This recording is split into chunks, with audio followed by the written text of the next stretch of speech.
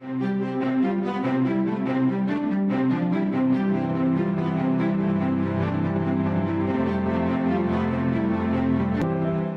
день, дорогие друзья! Мы продолжаем серию передач у редакционного камина газеты «Фармацевтический вестник». И сегодня у нас в студии генеральный директор компании «Глювекс» Дмитрий Залесских. Также у нас в студии ведущий обозреватель газеты «Фармацевтический вестник» Оксана Баранова. Здравствуйте. Добрый день. Добрый день, Дмитрий. Ну, я бы хотел начать с вопроса немножко нетрадиционного для нашей передачи. Просто потому, что и вы представляете компанию, которая не совсем традиционна для нашей передачи, а именно дистрибьютор лабораторного технологического оборудования, которое используется и в производстве субстанций, и в контроле качества, и на многих технологических звеньях производства, в том числе лекарственных средств и готовых лекарственных средств и субстанций. Сама по себе компания Глювекс, она же молодая. И как и многие компании вот в таком периоде, в такой стадии своего развития, она, с одной стороны, формирует рынок, с другой стороны, как бы в него входит, с ним знакомится. Вот каковы ваши ощущения, может быть, поделитесь для наших зрителей, на этом рынке, на котором вы действуете и сейчас сосредоточены? Какова обстановка? Он растет, сжимается, конкуренция насколько активная там? Что происходит? Знаете, рынок очень интересный и нестандартный. Почему? Потому что это, с одной стороны, оборудование, а с другой стороны, это внедрение новых технологий в фармацевтическую практику. Если говорить о конкурентах, то, несомненно, рынок лабораторного оборудования технологического, он был образован не вчера. Некоторые компании давно присутствуют на рынке, но при всем этом задача моя при организации компании была такая, чтобы действительно рынок поменять и уйти от тех традиций, которые присутствуют, которые были, и привнести что-то новое, привнести новый опыт, привнести европейский опыт. То есть прямо поменять рынок. А как ваше желание встретили ваши конкуренты или ваши коллеги, назовем их так? Я думаю, коллеги пристально следят, так же, как и мы, за их успехами. Компания действительно молодая, но за несколько лет с момента основания нам удалось собрать очень хороший портфель компаний-производителей. На сегодняшний момент это более 100 компаний. Головной офис компании расположен в Москве, есть представительство в Швейцарии, контрактное производство, контрактная площадка в Китае, на которой мы производим расходные материалы для аналитического оборудования. Это фильтры, колонки, виалы, то, что нужно в повседневной работе лаборатории. Вот вы можете даже видеть, что они достаточно таких ярких цветов. Это не просто так. Каждый цвет показывает свой тип фильтра для того, чтобы можно было удобно выбрать, не вчитываясь в мелкий шрифт, просто вот по цвету. Да, по цвету визуально не запутаться. Ну, то есть это тоже не для красоты, а, в общем-то, признак технологичности. Это функционально. Функциональности. Угу. Придя на этот рынок, как вы оцениваете уровень оснащенности российских фармпредприятий? Мы говорим сейчас о фарме. Я бы сказал, что уровень оснащенности фармпредприятий достаточно высок. И тому есть несколько причин и объяснений. Отчасти этому помогла локализация производств, трансфер технологий и, соответственно, трансфер оборудования. Второй причиной можно назвать требования GMP, которые внедряются в России. И на отчетных совещаниях Минпромторга, инспектората основные нарушения и замечания, которые выявляются, они, на удивление, связаны именно с инспекциями западных компаний, а не российских. Интересно. Ну, то есть общий уровень требований к оборудованию растет, с одной стороны, международными стандартами, которые привносят западные компании, приходя и локализуясь здесь, а с другой стороны, действительно развивающимися требованиями со стороны наших министерств и ведомств, в том числе GMP, сертификация всех производств, и поэтому спрос вы видите, что растет. Да, так оно и есть. Отрасль развивается, и спрос, в том числе на оборудование, он растет. А вот если брать не производство готовых лекарственных средств и не производство субстанций, а производство самого оборудования для производства и контроля качества этих продуктов, оно, в отличие от производства лекарственных средств и субстанций, и даже изделий медицинского назначения, которые здесь, в России, уже локализуются и развиваются, вот производство оборудования, насколько я понимаю, пока на территории России не очень развито. Вот с чем вы это связываете? Почему нету российских производителей оборудования технологического, которым вот вы занимаетесь? Вы знаете, во-первых, причиной тому является та самая локализация производств в рамках прямого трансфера технологий и оборудования. Это просто не было спроса, это никому не было нужно. Я иногда провожу аналогии с автомобильной отраслью.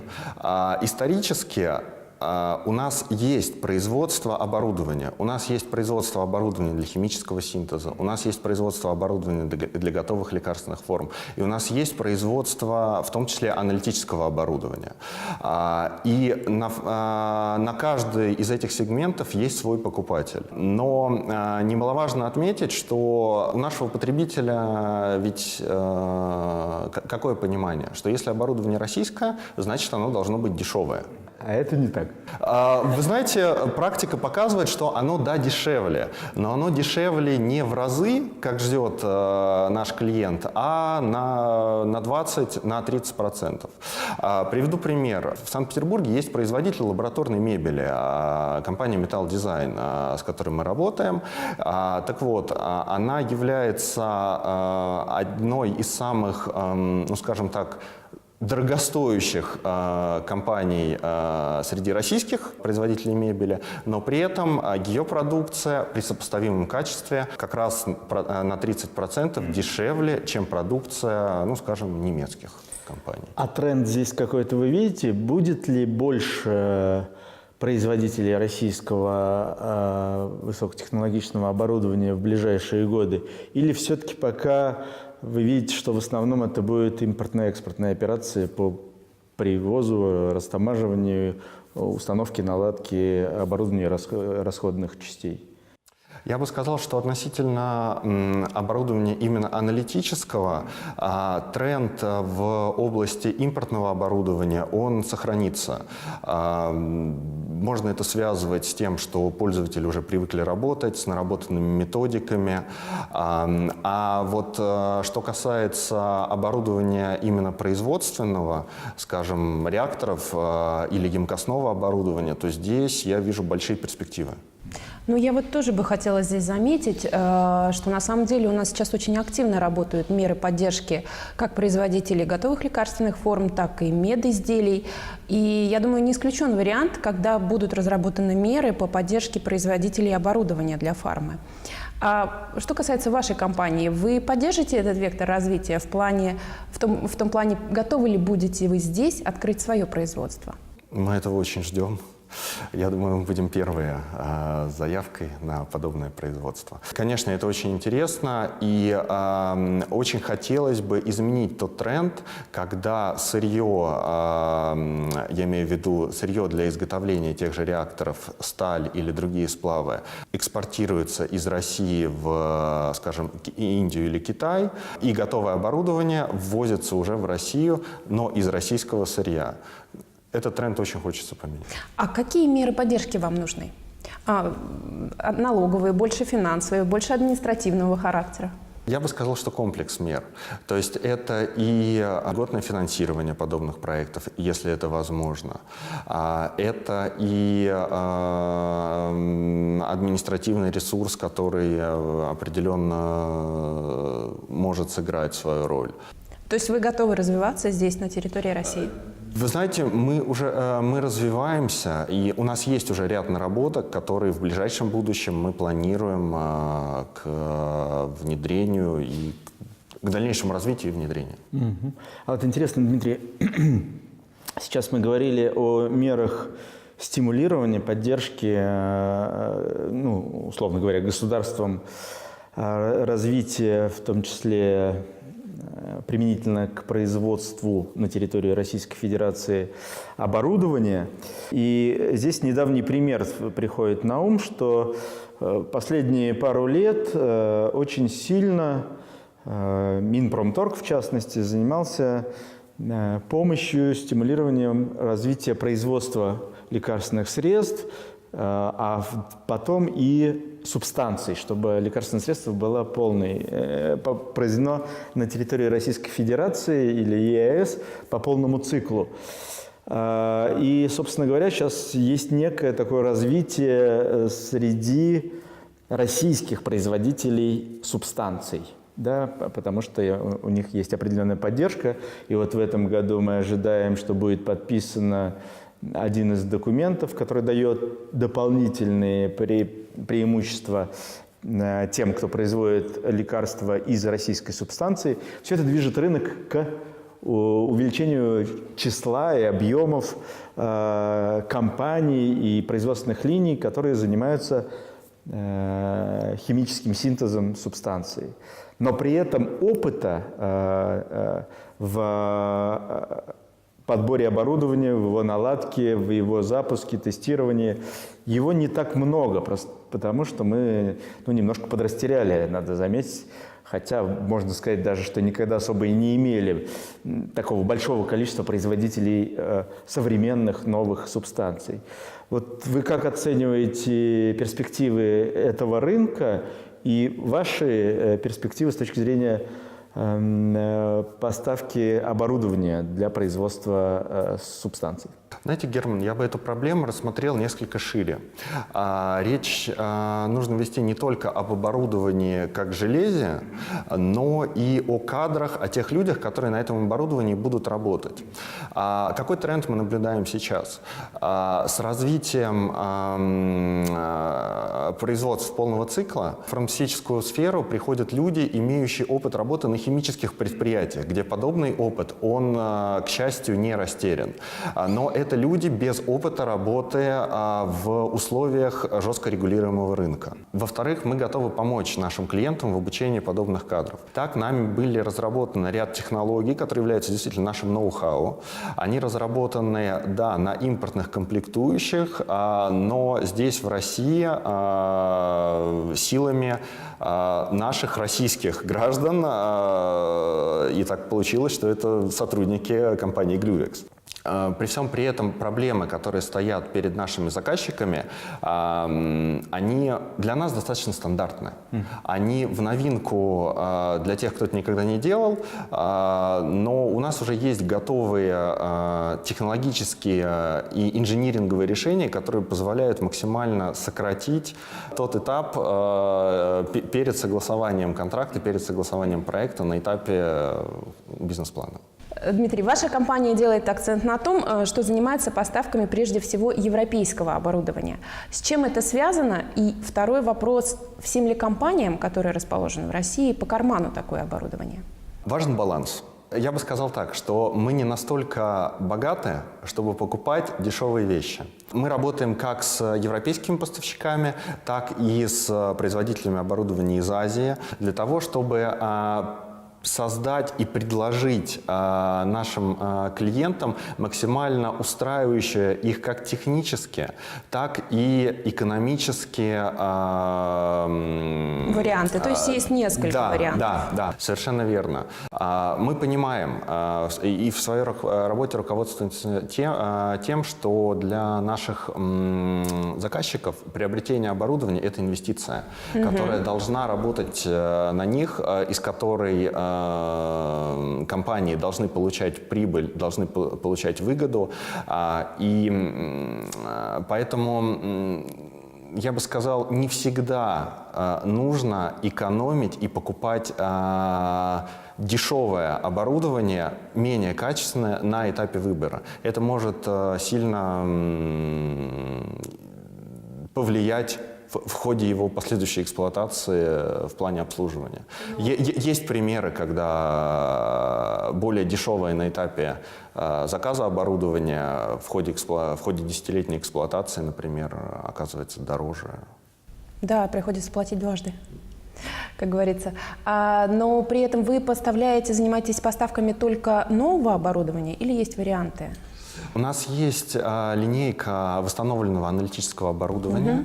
Это также импортное, не российское. В основном это европейские компании. Мы провели достаточно большое годовое изучение рынка, нашли поставщиков, которые в Европе восстанавливают оборудование, меняют все необходимые части, подверженные износу, и с учетом гарантии годовой мы его поставляем нашим пользователям по состоянию нового. Но по цене, естественно, это достаточно выгодно, да. Вот интересно, действительно, такая получается позитивная ситуация для вас. Стандарты растут, под это требуется оборудование, вы знаете, где это оборудование привозить, какое оно, есть готовые ответы на многие вопросы, которые возникают впервые у разных производителей, у тех или иных. Государство способствует развитию новых сегментов рынка, например, как вы упомянули, производители субстанций. Российские компании развиваются, и многие ставят себе все новое и новое оборудование. И тут вы, соответственно, можете это оборудование поставить как с запада, так и с востока, как новое, так и refurbished, то есть восстановленное, там, улучшенное, обновленное. Но это мне все очень напоминает такую картинку примерно 2011 года, когда была в российском здравоохранении принята программа модернизации, и тогда многие лечебные учреждения, получив определенные бюджеты, с радостью, увидев так сказать, новые возможности, закупили огромное количество нового медицинского оборудования. Да, это не производственное, это медицинское оборудование, но это оборудование. И многие налетели вот на ту проблему, что закупив это оборудование, установив его и запустив его, и найдя или обучив кадры, которые могли бы на нем работать, они на следующий год столкнулись с большой проблемой. По некоторым показателям до 30% от стоимости оборудования надо было бы запланировать на сервисное обслуживание этого оборудования, чтобы оно могло десятилетиями работать. Расходные материалы и сервисное обслуживание. И когда на следующий год там, или через год-два после закупки оборудования все это осознали, пришли, так сказать, на рынок к компаниям, которые бы могли участвовать в тендерах, и спросили, а можете ли вы нам обеспечить сервисное обслуживание в Хабаровске, во Владивостоке, в Омске, в Красноярске, где угодно. И оказалось, что не так много компаний, которые могут это сделать, потому что там, конечно, пришлось срочно придумывать бригады, которые бы летали, но из Хабаровска тоже на Сахалин тоже не очень близкие, как нам отсюда кажется, это близко, но там это уже не так близко, и это приводило к тому, что оборудование начинало простаивать. Исчислялось там днями, потом неделями, до месяцев не доходило, но оборудование простаивало, а это, собственно говоря, потери. Хотя это государственные, конечно, в основном клиники, но это потери на этом оборудовании, того, что на нем можно было бы сделать. Вот вы насколько готовы к тому, чтобы после того, как вы поставите это оборудование, чтобы вы могли его для тех клиентов и заказчиков, которые у вас его купили, вы бы его, собственно говоря, поддерживали из года в год, и чтобы мы могли говорить о том, что действительно качественное или восстановленное, но качественно восстановленное оборудование, оно может работать 10, 20, ну, с каким-то там модернизацией и более лет. Насколько вы готовы к этому? Ну, если мы сформируем бригады, которые готовы в течение суток из Москвы путешествовать в Хабаровск, а потом этой же ночью лететь на Сахалин, то, я боюсь, заложенные затраты в стоимость оборудования приведут к крайней неконкурентной цене. Наилучшим, с моей точки зрения, вариантом является, когда на предприятиях функционирует собственная служба, пусть это инженеры, которые могут делать простые операции, такие как очистка, простая разборка, не влезая в электронику. Но, как показывает опыт и практика, 90% проблем, они как раз и вопросов, они связаны как раз вот с такими простыми вещами. Очень редко, когда выходят из строя сложные электронные части, в основном проблема лежит на поверхности, и мы в режиме телефонного консультирования решаем 90% проблем. Разумеется, когда речь идет про метрологическое обслуживание, первичную IQ, OQ квалификацию или повторную реквалификацию, то приезжают наши инженеры с опытом, с сертификатами фирм-производителей. Сервисная служба, которая функционирует, она расположена в Москве, но при этом Москва, как центр нашей Родины, имеет наилучшую логистику со всеми отдаленными городами. Порой добраться из Екатеринбурга в Новосибирск значительно проще через Москву на самолете, нежели на перекладных напрямую или выискивая, выжидая единый рейс. Ну вот мне кажется, что очень радостно видеть, что под возникающий и развивающийся сегмент рынка есть молодые амбициозные компании, которые понимают, какие тонкости в вопросах есть. Видимо, вашей команды предыдущий опыт дает вот эту более полную картинку. И вряд ли, я думаю, что в случае партнерства с вашей компанией кто-то будет наступать на те же грабли, а мы бы хотели, наверное, пожелать вам успехов в этом отношении, потому что, как мне кажется, без хорошего, качественного оборудования, его обслуживания, его установки и наладки не получится у нас сделать собственное фармпроизводство полного цикла, в том числе синтез субстанций, и, кто знает, замахнуться на экспорт той или иной продукции из стран ЕАЭС во внешний мир. Я бы хотел вам пожелать успехов на этом поприще и напомнить, что у нас в гостях был генеральный директор компании Gluvex. Это компания, которая является дистрибьютором лабораторного и технологического оборудования. Дмитрий Залесских. Спасибо большое, что пришли. А мы увидимся с вами в следующий раз. Всего хорошего, успехов!